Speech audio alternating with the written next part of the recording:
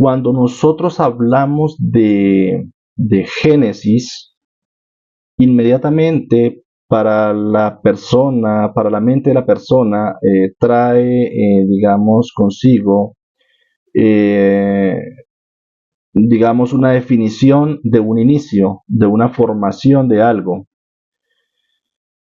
Y para muchas personas, cuando hablamos del Génesis bíblico, del Bereshit, eh, muchas personas traen a su mente la historia que de alguna manera está relacionada con un hombre, con una mujer, con la figura de un hombre y una mujer, un árbol y un fruto, ¿no?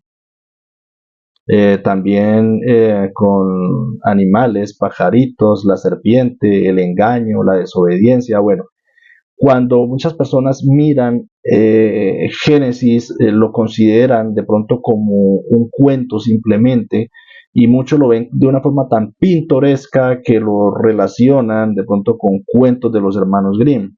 ¿Sí? Sin embargo, amigos, para el pueblo judío, realmente Bereshit encierra un poder transformador muy fundamental en la historia de la humanidad, por medio de unas enseñanzas que realmente son muy, pero que muy profundas, y que de alguna manera Bereshit está correlacionado con el libro de la Humash, y esto nos obliga de alguna manera a abrir los rollos de la Torah para poder revisar, para poder estudiar más profundamente y como decía anteriormente, está Bereshit muy, pero que muy relacionado con todo el libro de la Torah, de Génesis. Se asemeja a una semilla de un fruto. Vamos a poner, por ejemplo, en este caso, una manzana, ¿no? Hablando de Bereshit, de pronto muchos la van a relacionar con el fruto de la manzana, pero ahorita más adelante vamos a ver que realmente no era así como nos lo han influido de pronto en muchas generaciones. Eh, si nosotros miramos la semilla de una manzana, dentro de esa pequeña semilla, dentro de esa pequeña partícula, está en su interior la totalidad en sí de todo el árbol. Todo lo que comprende el árbol está dentro de esa semilla, y sabemos todo lo que comprende un árbol. ¿Sí? De la misma manera, esto nos simboliza que Bereshit o la parte del inicio nos incluye a nosotros una evolución espiritual completa de la humanidad hacia una existencia perfeccionada y hacia una parte, digamos, que podemos lograr una unificación, una unidad con la luz del Boreolán. Con esto quiero decir, amigos, que esto encierra también, el Bereshit encierra también todo lo que nosotros tenemos como concepto de que existe. Todo lo que existe realmente hace parte de Bereshit. Dios crea absolutamente todo. Todo lo que vemos material, espiritual, lo que es el bien, lo que es el mal, todo es creado por el Boreolam. Eh, entonces, amigos, Bereshit no es solo un relato de origen, ¿sí? Bereshit no es un cuento simplemente, sino una guía espiritual y un plan para alcanzar la conexión con la luz del Creador, resaltando la importancia de la transformación personal y colectiva en el viaje hacia la perfección.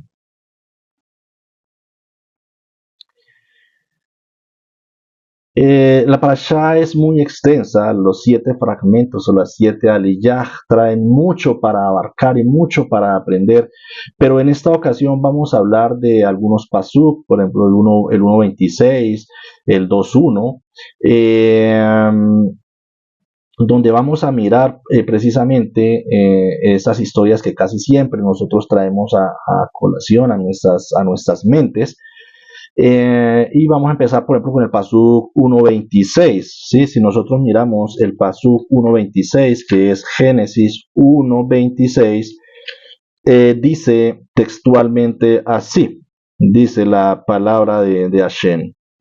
Y dijo Dios, hagamos un hombre a nuestra imagen y a nuestra semejanza, que gobierne sobre los peces del mar, sobre las aves de los cielos, sobre el ganado, sobre toda la tierra, sobre todo insecto y sobre todo animal que se arrastra sobre la tierra.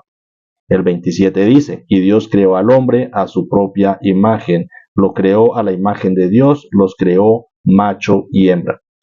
Bueno, si miramos la parte del 1.26, nos ofrece una profunda reflexión sobre la creación del hombre. ¿Por qué? Porque al crear al hombre, el Eterno también nos otorga o crea lo que nosotros llamamos como el libre albedrío. Crea también la espiritualidad y el significado también del Shabbat. ¿Sí? Bueno, el Shabbat está en el 2.1. ¿Sí? La creación del hombre y el libre albedrío. En Génesis 1.26 nos señala que el ser humano fue creado en el sexto día, ¿sí? Un acto que influye un don divino en el libre albedrío. Esta es una facultad que nos permite a nosotros, las personas, de alguna manera, elegir dos caminos, la parte del camino material, que es el materialismo, y el camino de la parte espiritual, ¿sí? El camino del materialismo pues, nos lleva al dolor, al sufrimiento, y el camino de la parte espiritual precisamente es la que nos lleva a subyugar todos esos deseos egoístas que nos conllevan a la parte del materialismo, a subyugar ese deseo del recibir para uno mismo. ¿Sí? Y aunque de alguna manera el segundo camino, el camino espiritual, sea un poco más arduo y de verdad que es de pronto no puedo decir que sea algo imposible, pero sí es difícil y demorado, es el que realmente nos lleva al verdadero crecimiento personal y el que nos lleva a a la elevación del alma para que nosotros podamos conectar con la luz del Boreolam. Bueno, ¿y por qué? ¿Por qué de esta forma? ¿Por qué el tema del libre albedrío? ¿Por qué cuando Dios crea al hombre, crea la humanidad, también nos da ese don del libre albedrío? Por la sencilla razón de que la creación, la obra que Él hace, eh, toda la creación como tal obedece a Él como su rey, como su creador, de una forma impuesta, digámoslo de esa forma. ¿Sí? Y aquí el Eterno, de alguna manera, nos da esa facultad de que nosotros podamos tener ese don de elegirlo. Creo o no creo, obedezco o no obedezco, hago o no hago, cumplo o no cumplo. Yo tomo la determinación y yo tomo la decisión de creer o no creer. Esa es la facultad y ese es el regalo más grande que Hashem nos da. Nosotros somos los únicos seres que podemos tener ese don del libre albedrío, porque ni siquiera los ángeles, ni siquiera los malajín tienen ese don. Los malajín como tal obedecen a Hashem como su rey, como su creador. De la misma manera, también lo hace el mal.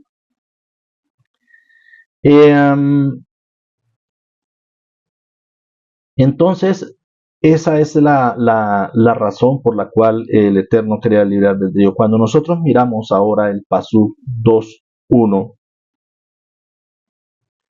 en el Pasuk 2.1 dice que fueron acabados los cielos, la tierra y todas sus huestes. En el 2 dice, y habiendo terminado Dios al día séptimo, la obra que había hecho descansó el día séptimo de todo el trabajo realizado. Algo muy importante, porque en este versículo se introduce el concepto del día de Shabbat como un día de descanso, que para los judíos realmente simboliza algo muy profundo. No es simplemente un día como tal, sino que este día representa el estado de la unidad espiritual y la conexión con la luz de Dios. ¿Sí? Digamos que el día de Shabbat es visto como un día de purificación. ¿Sí? Eh, Hay algo muy importante que nosotros debemos entender, amigos, y es que digamos, la Torá está escrita de forma metafórica, ¿no? Importante porque esto nos permite a nosotros descubrir profundidades y significados ocultos que trascienden la interpretación literal, ¿sí? La parte metafórica de la Torah, de estas historias que nosotros estamos leyendo en el libro sagrado, nos ofrecen a nosotros la forma de poder conectar con conceptos espirituales y morales que nos van a facilitar a nosotros una comprensión más rica y una comprensión un poco más compleja de lo que es la vida y de lo que es la creación. Eh, la Torah, hay un cierto secreto que se dice que cuando la Torah ratifica algo más de 3 veces es porque algo es muy importante. Y acá nada más en la parte del inicio de la creación estamos hablando del día de Shabbat. La primera vez que aparece es prácticamente el primer mandamiento que aparece, está relacionado entre el Shabbat y está relacionado con el tema de la comida. Por eso es que yo en esta oportunidad quiero hablar de esos dos temas, del tema de lo que es la obediencia y el tema de lo que es el día de Shabbat. El día de Shabbat es visto como un punto de encuentro con el Creador para poder purificarnos de la negatividad acumulada del transcurso de los días de la semana. En conclusión, amigos, la Torah explora la relación entre la creación del ser humano, el uso del libre albedrío, el proceso de purificación a través del Shabbat y el poder del arrepentimiento, destacando cómo estas experiencias nos guían hacia una conexión más profunda con la espiritualidad y la luz del Creador.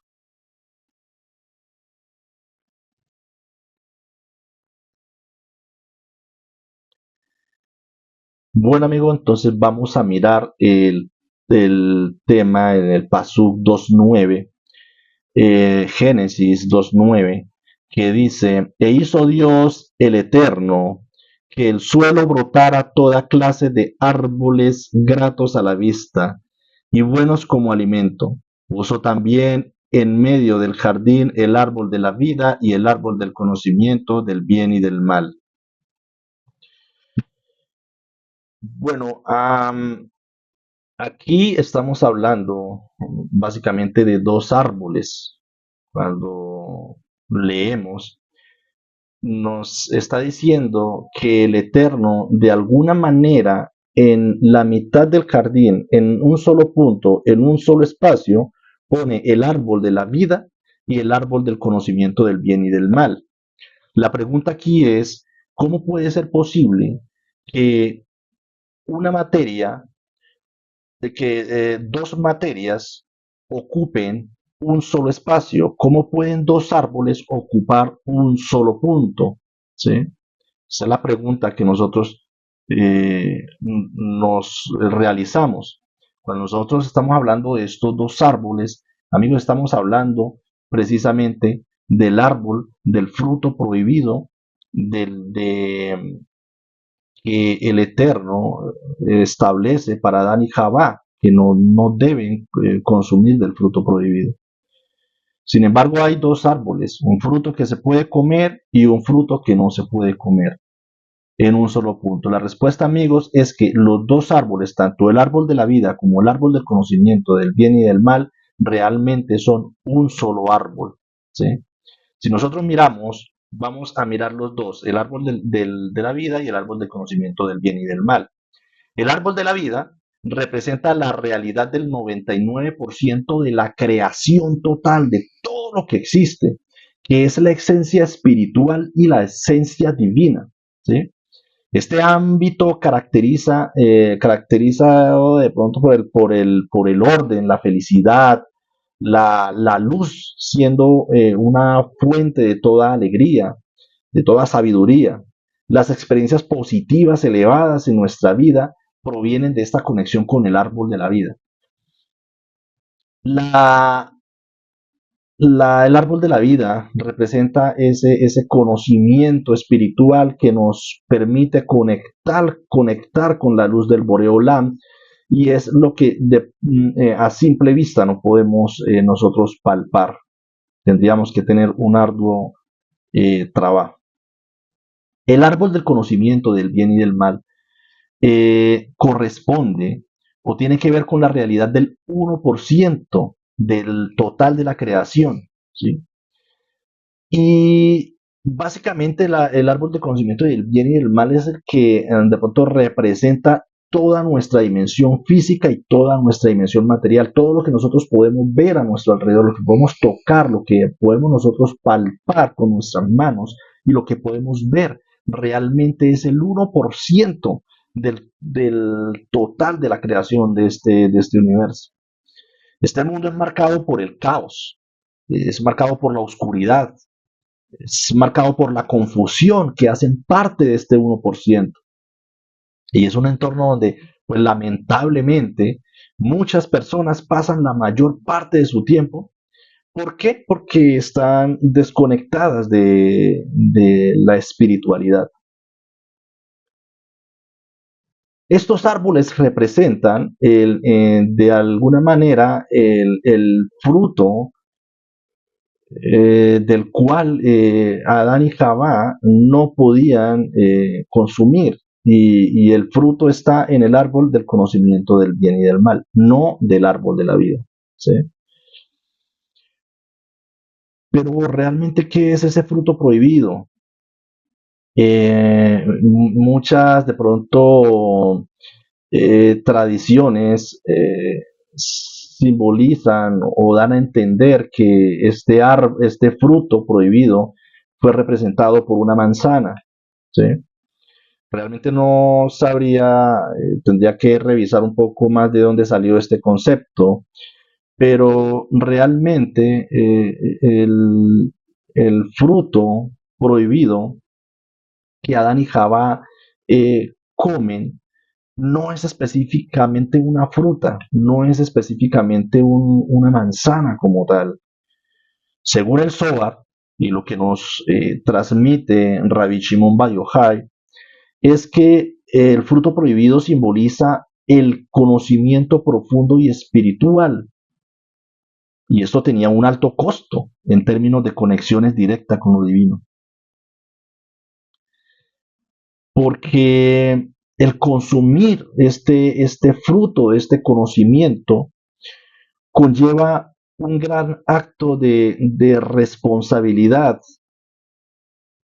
Eh, el Zohar explica que el acto de comer el fruto prohibido representa la búsqueda de un conocimiento, la búsqueda de una comprensión de la dualidad de lo que es el bien y el mal, la dualidad entre el bien y el mal. Y esto llevó a la humanidad a experimentar separaciones de pureza con la luz del Creador. Si nosotros miramos en este sentido, pues el fruto prohibido es visto como una manifestación del deseo humano por el conocimiento, pero también como el inicio de la conciencia de la dualidad y pues de la imperfección del mundo. Eh, ¿Cómo realmente se puede entonces comer este fruto? ¿Cómo se puede comer este conocimiento? Para nosotros poder entender un poquito esto, tenemos que empezar a desglosar y empezar a mirar desde un punto de vista un poco más profundo, de pronto una interpretación un poquito más cabalística que nos ofrecen nuestros hermanos mayores. Comer el fruto prohibido, o perdón, comer el conocimiento se refiere a la manera de nosotros internalizar y aplicar la sabiduría espiritual en la vida diaria. Aunque la narrativa o aunque el tema de lo que se narra en Génesis, el fruto prohibido, simboliza un riesgo, ¿no? Una consecuencia por esta búsqueda de conocimiento. También se entiende que pues, hay formas de consumir este conocimiento. No sé si de pronto se habrán dado cuenta que cuando nosotros hablamos de saber comer ese fruto de ese conocimiento, tiene que ver con la manera en que nosotros canalizamos y damos, digamos, de alguna manera una interpretación y a eso le aplicamos de pronto una búsqueda de una sabiduría.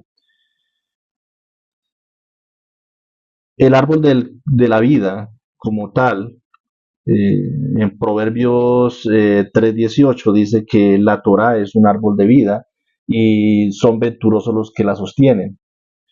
Pero cuando nosotros miramos, si nosotros comemos de este fruto de las Sagradas Escrituras, del árbol de la vida, de una forma incorrecta, pues no traemos en sí shalom, paz, sino que vamos a traer caos. Muchas veces vemos que hay sociedades que están tan desenfocadas que realmente toman no del árbol de la vida, sino del árbol del conocimiento del bien y del mal.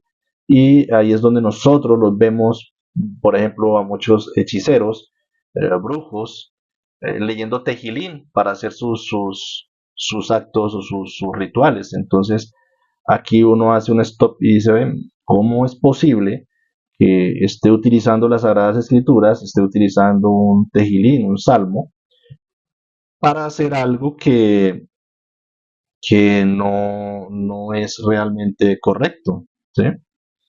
Entonces, ¿cómo nosotros podemos comer ese fruto? ¿Cómo nosotros realmente podemos comer ese conocimiento?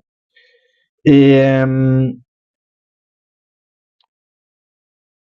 bueno, para nosotros poder consumir de una manera positiva y constructiva, vamos a analizar unos puntos para nosotros poder hacerlo. ¿Sí? Y aquí están. Primero, estudio y aprendizaje. Segundo, meditación y contemplación. Tercero, la práctica, que es muy importante, es la práctica espiritual. Y cuarto, la transformación la transformación personal. Podríamos estar metiendo un quinto punto, ¿no? Que es la conexión con una comunidad. ¿Sí? Mirando el primer punto, lo que es el estudio y el aprendizaje. Para nosotros poder comer de este fruto, nosotros tenemos que empezar a estudiar los textos sagrados y profundizar en los estudios de la Torah como tal. Para ello nosotros nos tenemos que basar y nos tenemos que apoyar en nuestros hermanos mayores. ¿Quiénes son? Los judíos. Tenemos que apoyarnos de rabinos. Tenemos que apoyarnos de gente experimentada que ellos han tenido en su transcurso de vida un proceso de trabajo espiritual y han tenido un proceso de estudio, de conocimiento, que de alguna manera ellos nos pueden facilitar y nos pueden ayudar para que nosotros podamos avanzar en ese camino. El estudio del Zohar o de los secretos del cielo y otros libros que nos permiten a nosotros eh, abordar eh, más a fondo nuestro estudio y nuestro aprendizaje para una comprensión. Pero importantísimo acá, esto debe inclusive ser con la ayuda de un rabino, de un moré judío. Estudiar los secretos del cielo nos permite tener un amplio conocimiento espiritual que de alguna forma se integre a nuestra vida y que nosotros podamos reflexionar sobre las enseñanzas y cómo se aplican estas experiencias en nuestras vidas personales para poder llegar a comprender, inclusive a comprender el mundo. Entonces, tenemos que enfocarnos que estudiar la Torah y estudiar los textos sagrados no se basa simplemente en leerlos y en darles una interpretación personal, sino que se trata de buscar la manera de poder llegar a, a la raíz, a un conocimiento que no, un conocimiento verdadero, un conocimiento más coherente. Vuelvo y repito, la Torah en sí fue escrita de forma metafórica, ¿sí? Es decir, la de Génesis dice, Dios sopló un ruaj, un viento de vida, pero nosotros tenemos que entender que Dios no tiene boca. Entonces, estudiar los textos sagrados nos conlleva a la búsqueda de nuestros hermanos mayores, a la búsqueda de un rabino. Vamos con la segunda parte, que es la meditación y la contemplación. En la segunda parte de nosotros poder comer de este fruto es la meditación y la contemplación. Meditación es, digamos, practicarla en busca de poder nosotros conectar con la luz del Creador, con la luz divina. El meditar, el acto de meditar, nos ayuda a nosotros a internalizar el conocimiento a un nivel un poco más profundo, contemplando la creación en sí, contemplando el nombre sagrado de Dios. Esto nos permite a nosotros tener unas experiencias personales y nos permite a nosotros de pronto tener ciertos conceptos un poco más profundos y abrir nuestras conciencias a las realidades un poco más elevadas.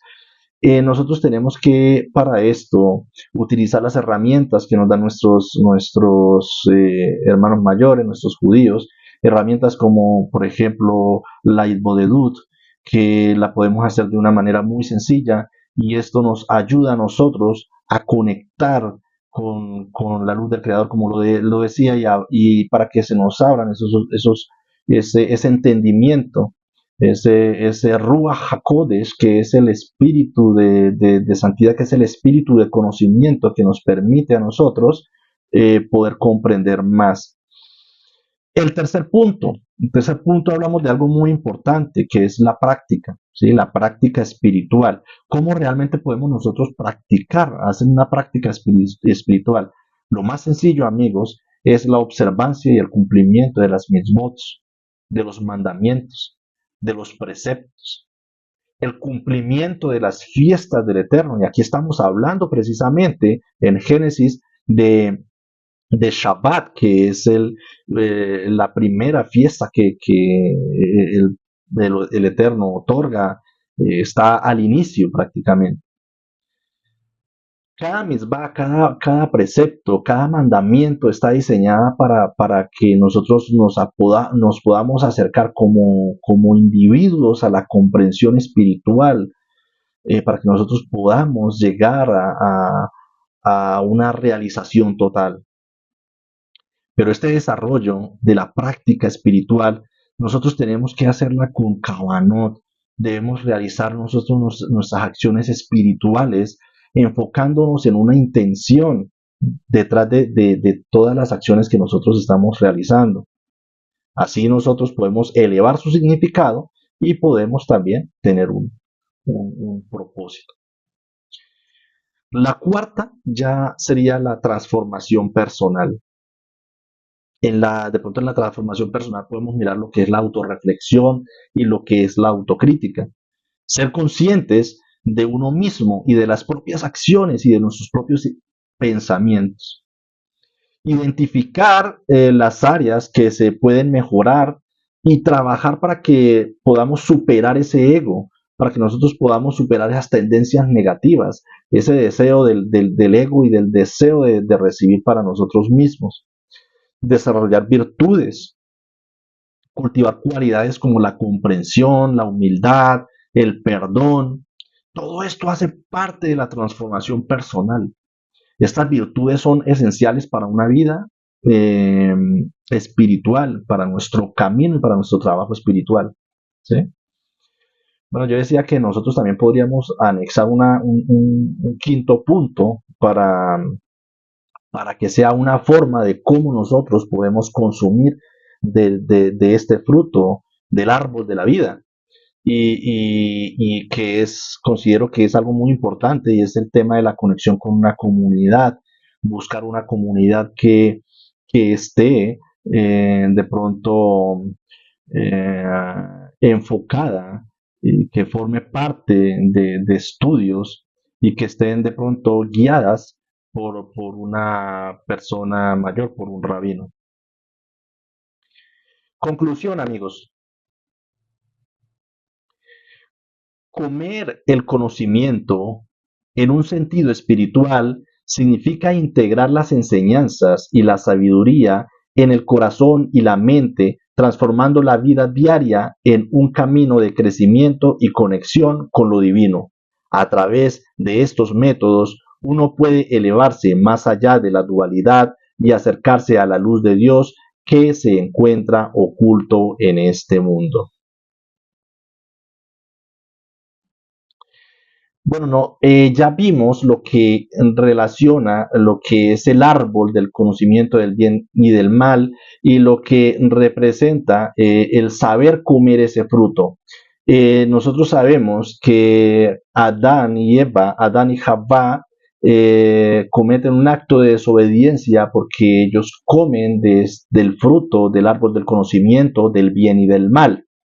Ahora, amigos, yo les decía al principio que de alguna manera Génesis o Bereshit está relacionada con los actos que vienen a futuro y está muy relacionado eh, con los libros de la Torah.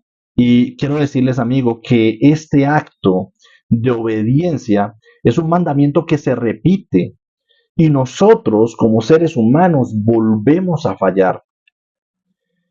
Se puede interpretar, amigos, que de alguna manera existe una relación entre el mandamiento de no comer el fruto prohibido en el jardín del Edén y el mandamiento de las leyes, de las instrucciones que nos da el Boreolam con la parte de la dieta kashrut.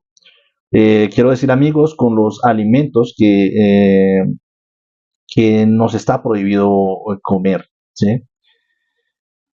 Voy a explicarlo de una forma un poquito más detallada para tratar de darme a entender. La relación entre el mandamiento del fruto prohibido y el kashrut, que son temas de prohibición y son temas de obediencia, en ambos casos se establece un mandamiento que se relaciona con el concepto de obediencia a la voluntad divina. La prohibición del fruto en el Edén puede interpretarse como una prueba de lealtad, digámoslo de esa forma, y una prueba de confianza de Adán y Javá hacia el Creador o hacia Dios. Eh, el conjunto de leyes que nosotros miramos sobre los alimentos de Kashrut que son dados en Levítico también requieren una obediencia y un entendimiento más profundo de lo que es permitido y lo que no lo es. ¿Mm? Digamos que de alguna manera vivir en conformidad con la santidad y las instrucciones divinas, significado, digamos, del conocimiento y la elevación espiritual. Entonces, vemos que de alguna manera el fruto prohibido y los alimentos kashrut simbolizan, eh, eh, eh, digamos, el acto de lo que es la obediencia a Dios y de alguna manera están relacionadas. Podemos ver que el mandamiento que pone el Eterno de no comerás de este fruto en Génesis que le da a Adán y Jabá, a Adán y Eva, es exactamente el mismo mandamiento la misma orden que da a un futuro de decir, podéis comer de estos alimentos, pero de estos no pueden comer. Estos alimentos están prohibidos. Entonces, están realmente muy, pero que muy relacionados. El fruto prohibido simboliza el conocimiento del bien y el mal. Y la comida en la tradición judía está fuertemente ligada a la vida espiritual. Consumir los alimentos kosher, los alimentos que son permitidos por el Eterno, puede verse como una forma de seleccionar lo puro, ¿sí? Por eso es que la Torá dice son alimentos puros y son alimentos impuros. Esa es la razón.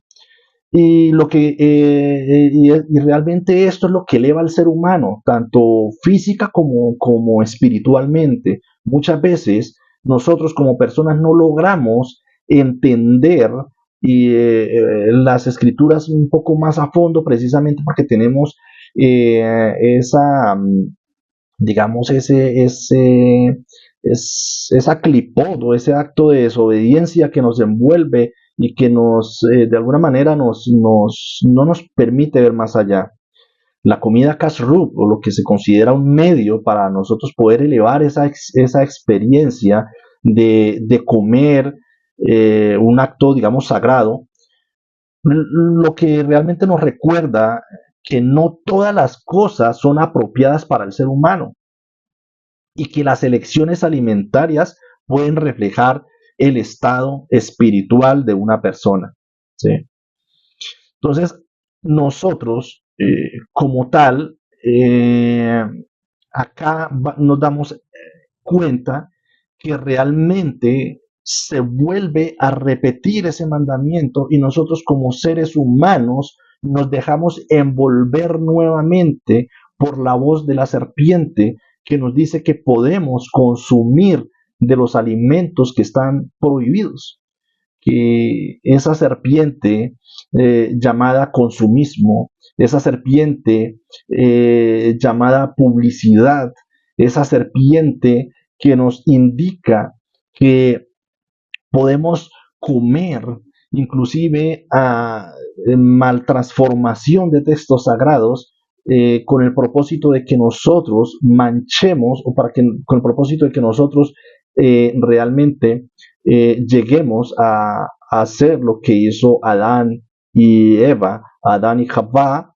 de comer lo que Dios le dice que no debe comer. ¿Sí? ¿Qué consecuencias trae romper esta prohibición? Vamos a mirar realmente un poquito más a fondo lo que trae esta transgresión. Ya dijimos que están prácticamente relacionadas. La transgresión del mandamiento sobre el fruto prohibido, pues obviamente trajo consecuencias muy profundas, como la expulsión de Adán y Jabá del Edén, ¿sí? Igualmente, cuando nosotros no consumimos los alimentos kosher, voy a ir más explícitamente, cuando nosotros comemos cerdo, cuando nosotros comemos bagre, cuando nosotros comemos los animales que no están permitidos, eh, puede tener también implicaciones en nuestra vida espiritual de una forma que cuando nosotros tenemos nuestra relación y nuestra fe, de alguna manera el alimento que nosotros comemos, que no es kosher, lo que hace es que nos desenfoca y nos relaciona con fe, con una fe y con prácticas religiosas no adecuadas. Vuelvo y repito, se cierra esa, esa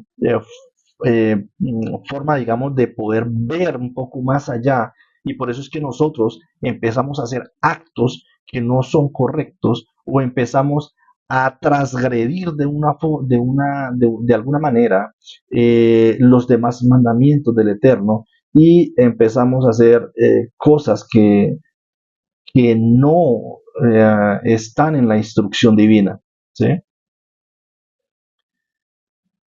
Entonces, amigos, como una conclusión en el pensamiento cabalístico, en el pensamiento hebreo, el comer lo que está prohibido puede perturbar el equilibrio espiritual y alejar al individuo de su conexión con lo divino. ¿Dónde se repite este mandamiento? ¿Dónde se repite este mensaje? Este mensaje se repite en Levítico 11, 1:47 y también se repite en Deuteronomio 14, 3:21. Y fue dado en Génesis, fue dado en Bereshit. Entonces tengamos en cuenta algo, amigos, que la reiteración de las prohibiciones en la Torá puede verse como un recordatorio de la importancia y de la disciplina y de la práctica. Así como Adán y Jabá fueron de pronto advertidos sobre el fruto y fueron advertidos sobre lo que no debían comer, las leyes de Kashrut, de lo que debemos, de lo que no podemos comer, también nos advierte a nosotros sobre la importancia de hacer elecciones alimenticias que apoyen un estilo de vida espiritual más elevado. Entonces, amigos, el comer, el comer los alimentos que el Eterno nos ordena y el no comer porquerías, de alguna manera nos ayudan en el camino o en el trabajo espiritual para poder conectar con la luz del Boreolam. En conclusión, amigos, en este contexto se puede decir que hay un hilo conductor que une la prohibición del fruto en el Edén con los mandamientos relacionados con los alimentos en la Torá, en Levítico 11, 1:47 y Deuteronomio 14, 3:21, enfatizando la importancia de elegir el camino de la obediencia, la disciplina y la conexión espiritual. Ambas enseñanzas llaman a una reflexión sobre cómo nuestras elecciones, ya sean espirituales o dietéticas, afectan nuestra relación con lo sagrado y nuestra comprensión de lo que significa vivir de acuerdo con la voluntad de Dios.